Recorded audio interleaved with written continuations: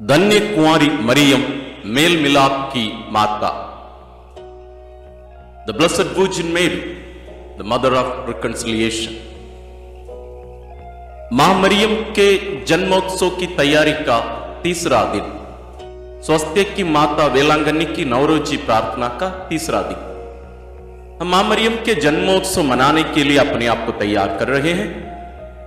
तैयारी के 9 दिनों की आज तीसरे इस दिन में हम इस महत्वपूर्ण विषय पर मनन कर रहे हैं, धन्य कुंवारी मरियम मेल मिलाप की मां, द मदर ऑफ रिकंसिलिएशन।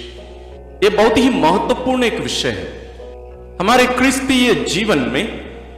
जहां तक हमारे मानव जीवन में मां मरियम का एक बहुत ही महत्वपूर्ण एक योगदान है, जिसको और कोई भी नहीं ले सकता। भाई हम इस महत्वपूर्ण विषय पर मनन करते हैं। सबसे पहले हमें यह देखना पड़ेगा कि मेल मिलाप का अर्थ क्या होता है। मेल मिलाप का दूसरा शब्द शायद हम शांति भी कह सकते हैं।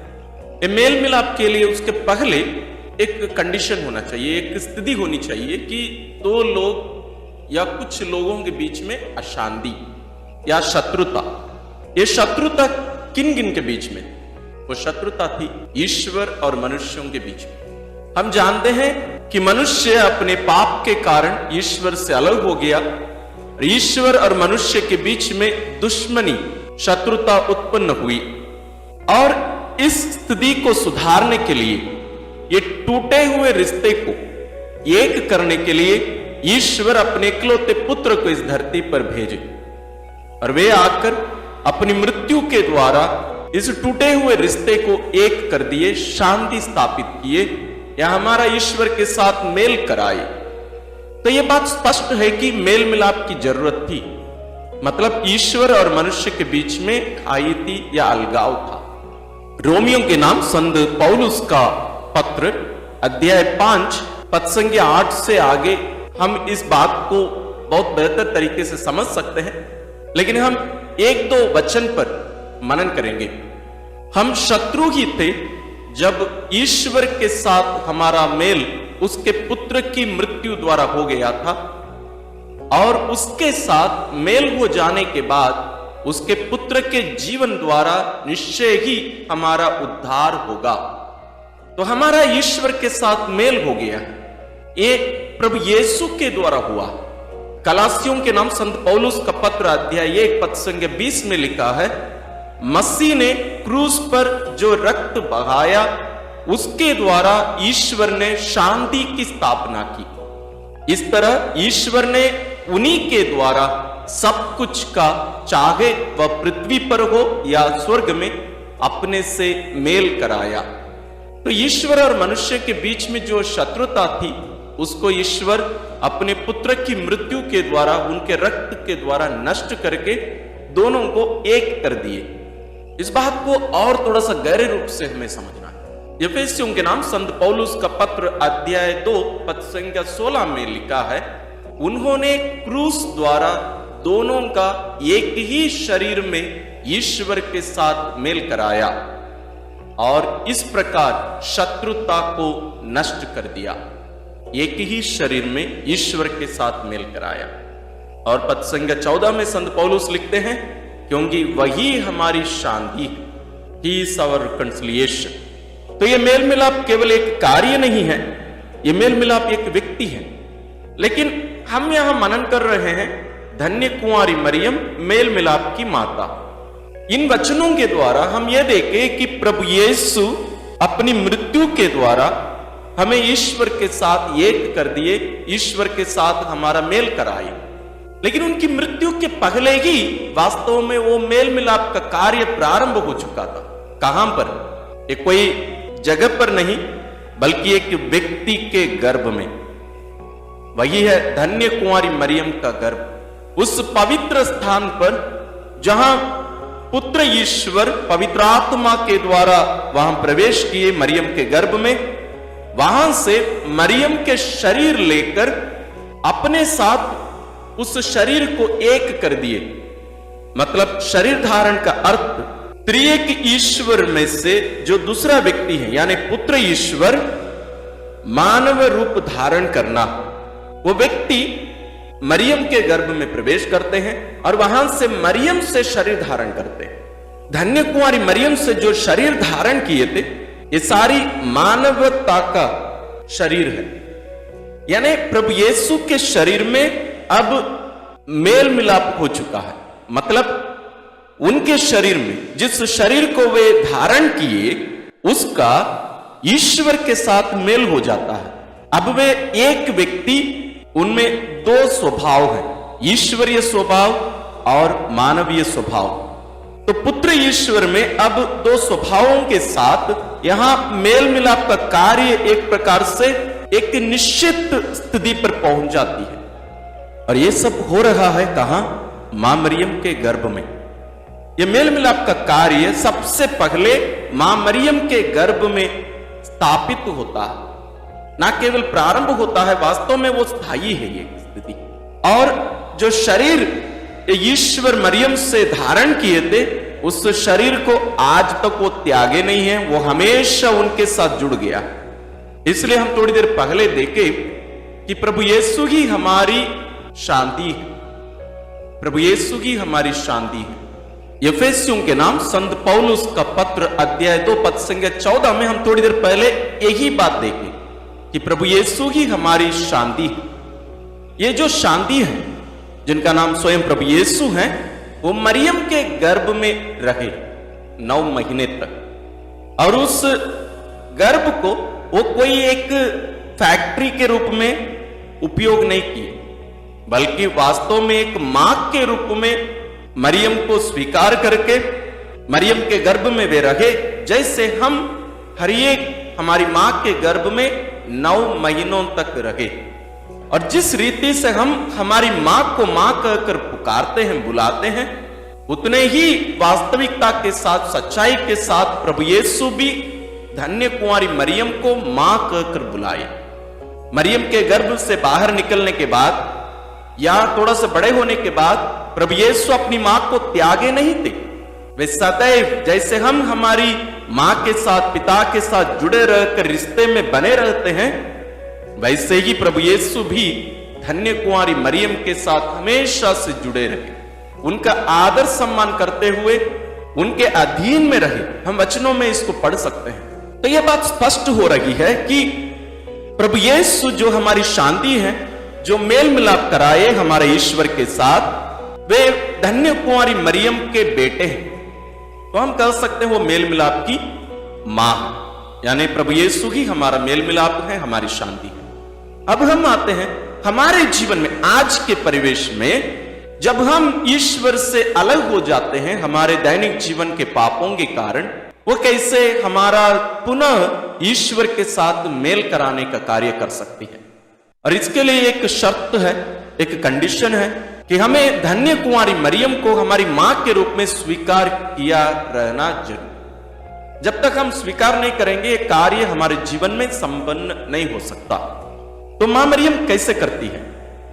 हम प्रथम दिन में हमने मनन किया कि धन्य कुंवारी मरियम पापियों का शरण है।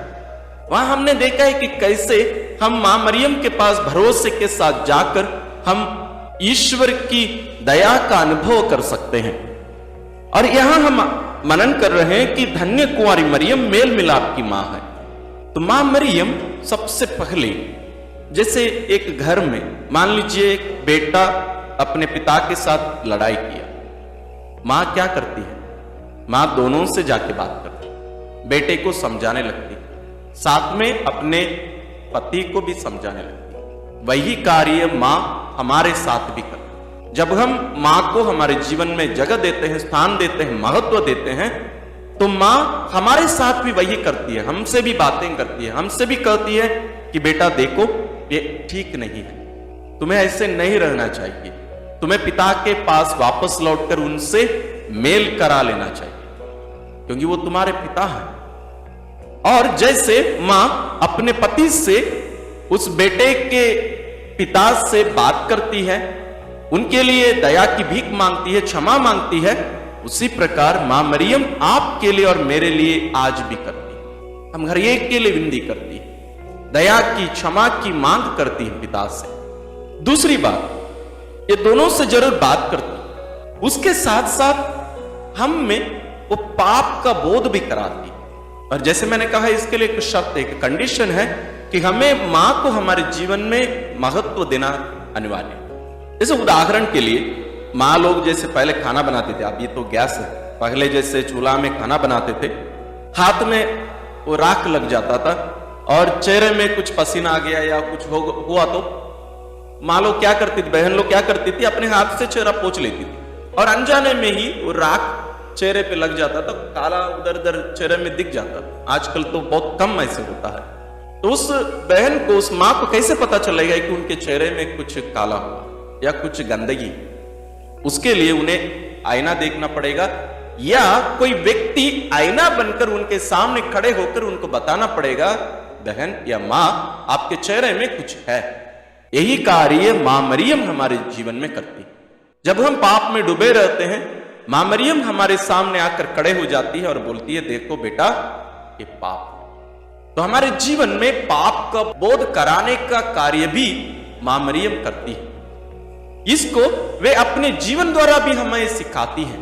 जब हम वचन पढ़ते हैं, ये तीसरा रूप में है, जब हम वचन पढ़ते हैं, वचनों के द्वारा वे हमें उस पाप का बोध कराती हैं। वो हमें सिखाती हैं कि देखो, ऐसे करना पाप है। ईश्वर के साथ मेल कराकर उनकी इच्छा अनुसार जीना ही हमारे लिए लाभदायक है। ये मां मरियम हमें सिखाती है। चौथा है, जैसे प्रभु यीशु स्वयं कहे हैं कि उनके बहुत सारे भेड़े हैं, उन सबको उन्हें एकत्र करना है ताकि एक चरवाहा और एक ही भेड़शाला होगी। संत योहन रचित सुसमाचार अध्याय 10 पद संज्ञा 16 में हम इसको पढ़ सकते हैं। तो मां मरियम ये कार्य करती है। कैसे करती है? जैसे हम प्रेरित चरित्र में पढ़ते हैं, प्रारंभिक कलीसिया में मां मरियम प्रेरितों को, शिष्यों को एक सूत्र में बांध कर रखने का कार्य करती। जब शिष्य लोग बिखर रहे थे, मां मरियम उनको एकत्रित करती थी, उनसे बातें करती थी, उनके साथ मिलकर ईश्वर से प्रार्थना करती थी। और वह कार्य आज भी मां मरियम करती है। इसलिए हम कहते हैं, जिस परिवार में पवित्र रोजरी विंदी की जाती है, उस परिवार एक साथ जीता है। वह परिवार एक साथ जीता है। क्यों? क्योंकि उसको जोड़ने का कार्य मां मरियम करती है। इसलिए मैंने प्रारंभ में ही कहा, हमें मां मरियम को हमारे जीवन में महत्व देने से ही यह हो पाएगा, अन्यथा हम उनकी बातें मानेंगे ही नहीं। पांचवी बात है, जैसे मां मरियम एलिजाबेथ से भेंट करने जाती है, वहां वो अकेले नहीं जाती, वास्तव में ईश्वर को, प्रभु को ले जाती है वहां। उसी प्रकार मां मरियम हमारे जीवन में भी यीशु को ले आकर हमें उनके साथ मेल कराती है। जब हम ईश्वर से अलग हो जाते हैं, तो प्रभु यीशु को हमारे जीवन में लाने के द्वारा हमारा ईश्वर के साथ बारंबार मेल कराती रहती है।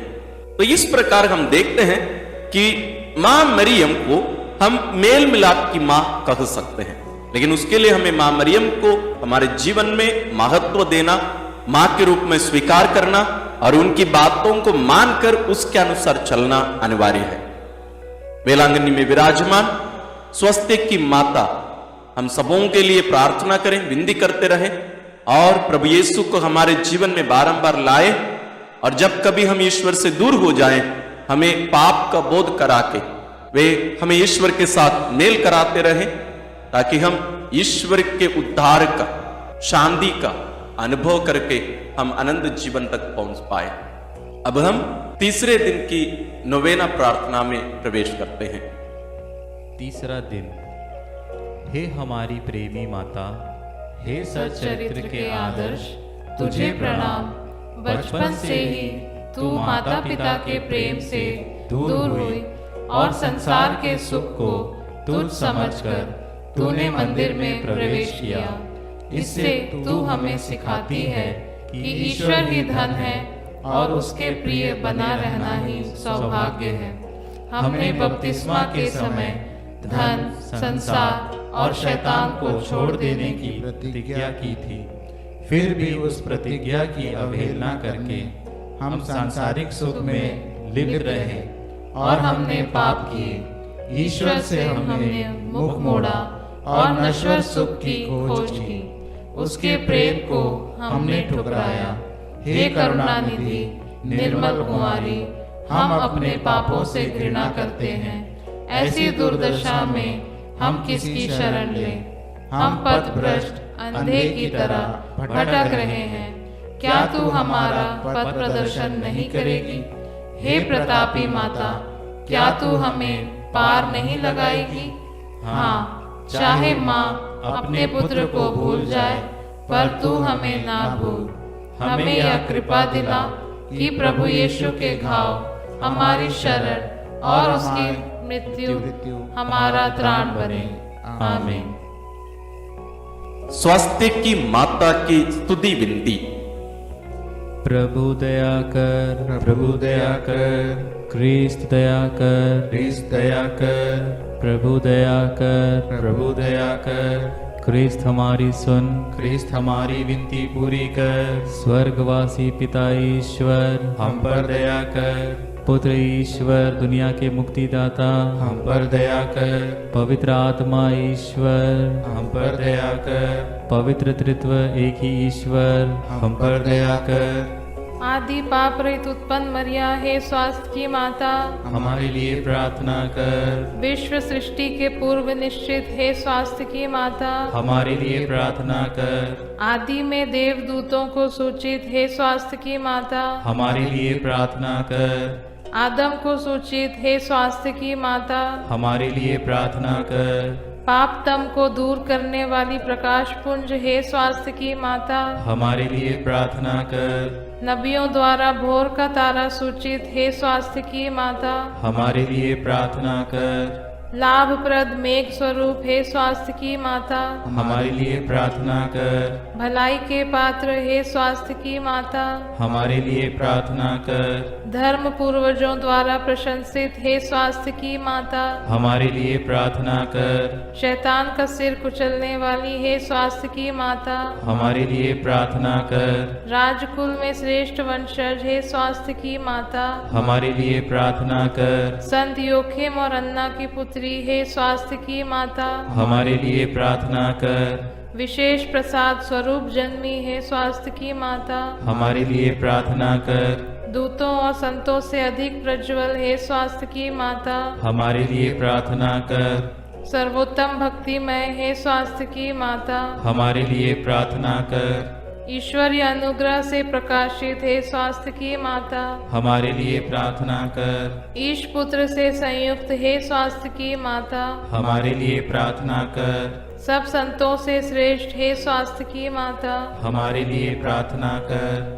जन्म से ही स्वर्गीय प्रकाश से भासित, हे स्वास्थ्य की माता, हमारे लिए प्रार्थना कर। तेरे जन्म पर स्वर्ग में जय जयकार हुआ, हे स्वास्थ्य की माता, हमारे लिए प्रार्थना कर। जन्मते ही ईश्वर को अर्पित, हे स्वास्थ्य की माता, हमारे लिए प्रार्थना कर। अत्यधिक धूरम नाम से सुसज्जित, हे स्वास्थ्य की माता, हमारे लिए प्रार्थना कर। बाल्यावस्था में ही मंदिर में अर्पित, हे स्वास्थ्य की माता, हमारे लिए प्रार्थना कर। सर्वश्रेष्ठ कुंवारी, हे स्वास्थ्य की माता, हमारे लिए प्रार्थना कर। सभी मठवासिनियों का आदर्श, हे स्वास्थ्य की माता, हमारे लिए प्रार्थना कर। पीड़ितों को धैर्य देने वाली, हे स्वास्थ्य की माता, हमारे लिए प्रार्थना कर। अपने भक्तों का दृढ़ आसरा, हे स्वास्थ्य की माता, हमारे लिए प्रार्थना कर। सब संतों का सरताज, हे स्वास्थ्य की माता, हमारे लिए प्रार्थना कर। हे ईश्वर के मेमने, जो संसार के पाप हर लेता है, प्रभु हमें क्षमा कर। हे ईश्वर के मेमने, जो संसार के पाप हर लेता है, प्रभु हमारी प्रार्थना सुन। हे ईश्वर के मेमने, जो संसार के पाप हर लेता है, हम पर दया कर। हम प्रार्थना करें। हे प्रभु ईश्वर, तूने निष्कलंक कुंवारी मरिया को सब कृपाओं से भूषित किया और तेरे पुत्र का पालन पोषण करने के लिए उसे चुन लिया। हमें यह कृपा दे कि हम उसकी प्रार्थना के द्वारा अकाल, युद्ध और सभी रोगों से मुक्त हो और आनंद के साथ स्वर्ग सिधार सके, हमारे प्रभु क्रिस्त के द्वारा। आमीन। वेलांगनी माता से रोगियों की प्रार्थना। हे कुंवारियों की कुंवारी, स्वास्थ्य की स्वामिनी, वेलांगनी में विराजमान ईश्वर की माता, तू मेरी आत्मा और शरीर का सहारा है। तेरी दया और शक्ति पर पूरी आशा रखकर मैं तेरे पास दौड़ आता हूँ। मेरा रोग दूर कर कि मैं तेरे पुत्र की और तेरी महिमा गाऊं। सभी रोगियों को ढाढ़स दिला, यदि उनकी आत्मा के लिए लाभदायक हो तो उन्हें स्वास्थ्य दिला। उनकी अच्छी मृत्यु के लिए सहायता कर। हे कृपामयी माता, मेरे कष्टों को दूर कर, अथवा हे स्वास्थ्य की माता, मुझे वह सहन शक्ति दे कि मैं सभी सांसारिक प्रलोभनों से बचकर अपनी आत्मा को तेरी इच्छा अनुसार पवित्र रखूं। हे दयामयी माता, तूने किसी भी याचक को इनकार नहीं किया। यह तो निश्चय है कि मेरे संकट में तू मेरी मदद करेगी। तू ही पीड़ितों की सहानुभूति है। इस निर्वासन में रोते अभागों के आंसू तू ही पोंछ सकती है। तू ही ख्रिस्तियों की सहायता है। ख्रिस्त की माता होने से तू ही ख्रिस्तियों के पक्ष में सिफारिश कर सकती है।